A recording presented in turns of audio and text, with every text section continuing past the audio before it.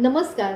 आजच्या कथेचं नाव आहे माणसाची पारख. एक राजा होता. राजाचा दरबार भरलेला होता. कामकाज सुरू होतं. एवढ्या दूर देशीतून एक तिथे व्यापारी आला.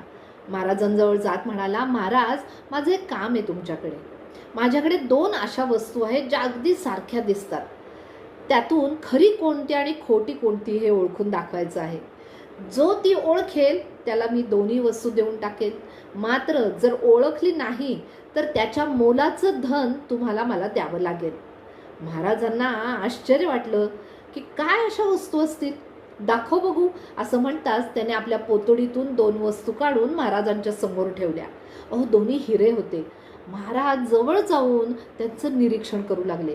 बराच वेळ त्यांनी ते दोन्ही हिरे न्याहाळले आणि ते म्हणाले, अरे, दोन्ही असली हिरे आहेत, खरे हिरे आहेत.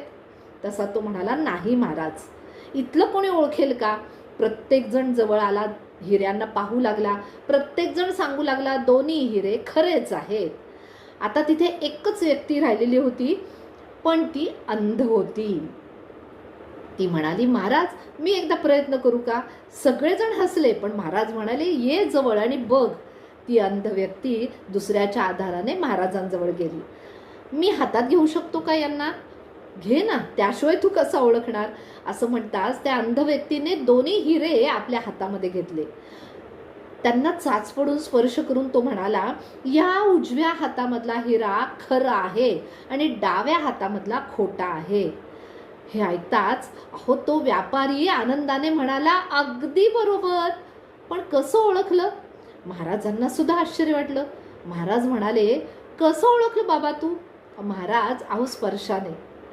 हा उजव्या हातामधला हिरा अगदी खरा हिरा, असली हिरा आहे. हातात घेताच मला कळलं, कारण कोणत्याही परिस्थितीत, वातावरणात तो थंडच राहतो. मात्र उजव्या हातामधला तो काचेपासून बनवलेला आहे. तो किती गरम झालाय, तो नकली आहे महाराज. महाराजांनी दोन्ही हिरे त्या अंध माणसाला बक्षीस म्हणून देऊन टाकले, व्यापाऱ्याच्या संमतीने.